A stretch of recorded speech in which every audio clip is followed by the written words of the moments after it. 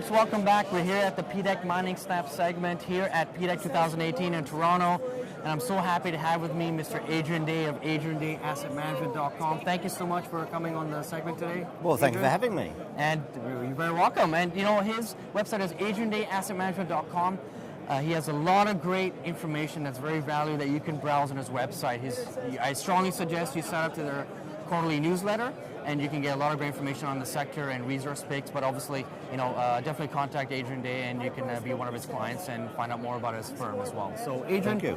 Thanks again. Let's talk about now the market. Okay, you know, we were going back and forth talking about the gold price performing, but you still think that there's some challenges that still remain for producers and explorers. So let's talk about that. So, you know, the metals have performed relatively well this year. Gold is up, you know, 10%, $120. Silver's up recently over the last 6 months, but relatively flat. You know, has the market improved overall for producers and explorers? Well, obviously the market's improved just given the fact that we have a higher gold price. And you mentioned how much is up this year. Last year, gold was up about 13%. So other things being equal, that's obviously a big change for producers when the price of the thing you're selling goes up by that much. But I think a lot of mining companies are not taking advantage of that properly, and certainly if you look at the price of the stocks, investors are not recognizing that or are not interested in that. Okay. Now, there's reasons for that, which we'll come to later. Exactly. But yeah. So what are some of the challenges then a lot of these producers or explorers face in the market? Well, you know, mining is an inherently difficult business to begin with. We know that. Yeah. There are things that go wrong. Robert Friedland used to say that, maybe he still does say, but in mining, Murphy works overtime. Right. So anything that possibly can go wrong will go wrong. Right. So it's inherently difficult. In addition to that, however, I think many of the managements have exacerbated the problems. In the case of the senior companies or the producers, they've exacerbated it by not being counter-cyclical. This is an extremely cyclical business, as we know, always has been, always will be. And yet somehow too many of us, and that counts for many of the chief executives of big mining companies to retail investors. When gold is at 1900, we think it's going to keep on going up forever. Right. And when gold falls to 1100, we think it's going to keep on going down forever. Yeah. But it's a cyclical business, and therefore, to be successful, you have to be counter-cyclical. And most of the mining companies have not been counter-cyclical. Mm-hmm. You look at the amount of money that was spent in 2010, 11, and 12 when gold was at 17, 18, and 1900. Yeah. The amount of money that was spent on acquisitions, often of marginal projects, right, many of which have not come into production and some never will come into production, taking on debt at the top. And then you look at 13, 14, 15, when gold was flat, how few companies were taking advantage of those prices and buying. Now, there's some exceptions, obviously. Yeah, of course. But generally, the mining companies have not been counter-cyclical. So are they still making those mistakes, even in this current stage of market?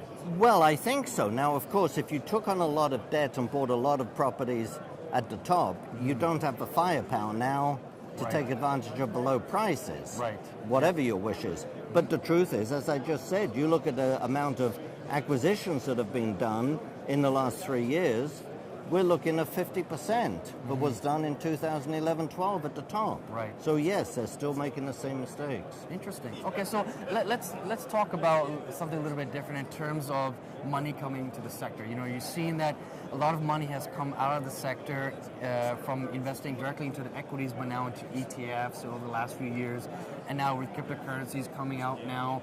How does an investor like you, with your clients, navigate this market where some of that risk money is coming off the table in those sectors, albeit some of this probably come back because of the correction in the cryptocurrencies? But I mean, how do you navigate in this market?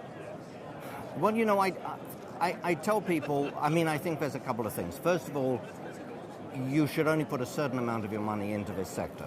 Right. It'll be different for different people. There's no magic number, but you allocate a certain amount of your investable assets to this sector, number one, and number two, you recognize this sector is inherently volatile. The stocks are extremely volatile. Right. You have to be both nimble and patient in this sector. So I tell my investors, don't get panicky at the bottom. Don't try to sell out at the bottom and buy other things that have already gone up. Right. But if you're in the sector and you have a reasonable allocation to this sector, this is the time to be buying. And if you're already invested, this is the time to be patiently waiting. Yeah. Because these things take time, let's not forget. Yeah. Even with the very best companies, yes, sometimes a company has a discovery on its first drill hole. Right. But not normally. Yeah. It takes time, and we could name hundreds of companies that have been successes. Virginia with the Alien, or eventually taken over by Cisco. Yeah. But how long was Virginia and Andre Command working on that? Many years. Right. So you have to be patient as well. So what factors are you looking for going in 2018 and forward that would really bring the sector, to the forefront? What are some things that you're looking for specifically? I think there's a couple. One is inflation. We've now had, just really this year, we've had a bit of a focus on inflation. Attention has been paid to inflation, whereas it hasn't been for several years. Right, yeah. If anything, the attention last year from the central banks in particular was that inflation wasn't high enough, which is the most ludicrous thing I've ever heard a central banker say in my life. Yeah. But now people are beginning to look at inflation, and if you look at the 15 largest industrial countries around the world, in every case except one, China, in every case except one, current inflation rates are higher than central bank rates. Wow, interesting. Okay. And that's the key. People are concerned about what will gold do when interest rates go up. Right. But so long as interest rates go up but lag inflation, that's very positive for gold. So that's one. If we see inflation slowly, I'm not looking for double digits or anything anytime soon, but if inflation trends upwards, that'll be a big positive this year.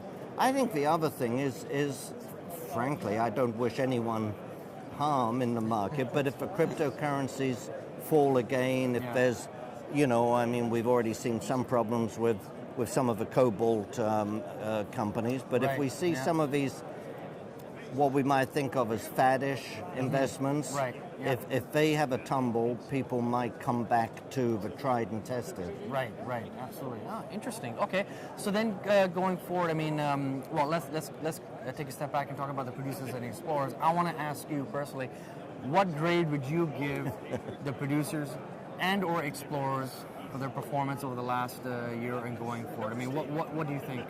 Interesting. By and large, I would say the producers, frankly, get a D. Okay. Now, there are some exceptions, and I wanted to name the exceptions, not the... okay. But there are some exceptions, but by and large, the producers get a D. Okay. I think for royalty companies, that's another sector. They pretty much get an A or an A minus. Again, obviously every company is different. But talking about the exceptions, what have the exceptions done then? They've been counter-cyclical. Got it. Okay. The exceptions have been companies that didn't spend their money at the top, by and large, and have been buying at the bottom. So we know who they are. Right. They've been buying things when they're cheap. As for the explorers, it's such a range, right? Yeah. Such a huge range. But I think the explorers have actually done a better job than the producers. Okay. And they both have challenges. They have different challenges, but they both have challenges. But I think the explorers, by and large, have done a better job in the last, say, 5 years than they did in the 5 years before that. Right. They haven't had so much money, so they've been tighter with their budgets. I like to see an exploration company that is spending at least 50% of its budget in the ground, as opposed to in head office. And yet, 70% of them, 80% of them are spending more on head office than in the ground. Yeah. But I think generally they've done a better job in the last few years. Excellent. Well, thank you so much, Adrian, for coming by. I really appreciate it. You. And again, AdrianDayAssetManagement.com. Please visit the website. There's lots of great information, and you can get in touch with Adrian Day himself and ask him any questions you have on the resource sector, as well as general investments. And I'm sure he'll be more than happy to talk to you. Adrian, thank you so much. Thank you. Thank you very much. You're welcome. Good interview. Thank you.